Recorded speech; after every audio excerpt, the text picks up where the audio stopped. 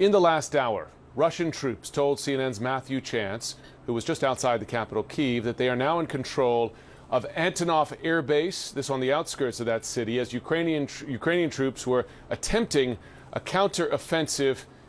Take a listen, have a watch at the tense moments he witnessed there. And we are here at the Antonov Airport, which is about 25 kilometres, 15 miles or so out of the centre. These troops you can see over here. Stand up, Lewis. These troops you can see over here, they are Russian airborne forces. They have taken this airport.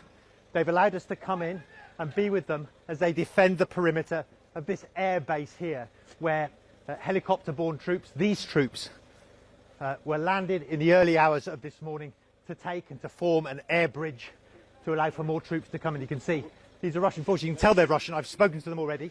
You can tell they're Russian. They've got that orange and black band to identify them as Russian forces.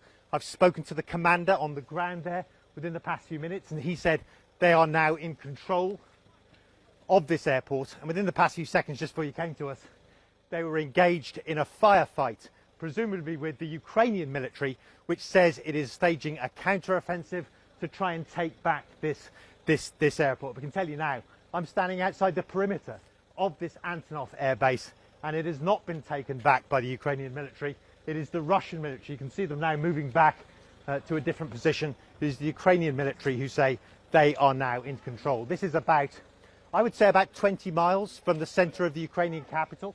And so it just shows us now, for the first time, just how close Russian forces have got towards the centre of the Ukrainian capital. It's not just, I was speaking to officials earlier, Ukrainian officials, and they're saying that the plan isn't just to surround the Ukrainian capital.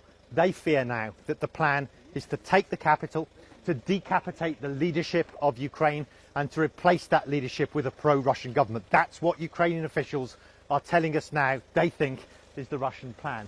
I can tell you, it is a very tense situation. We're expecting to see Ukrainian military force. We didn't even know, frankly, we didn't even know that, the Russian forces were going to be here.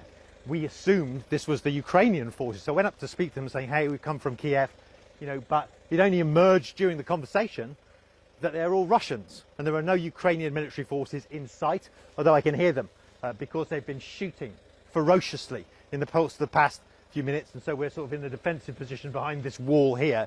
We've got our car here with the crew here as well. As the Russian airborne troops defend this position that they've taken on the outskirts of Kiev. Matthew Chance there, witnessing the swift advance of Russian forces outside the Ukrainian capital. Thanks to Matthew and his team, we're glad they're safe.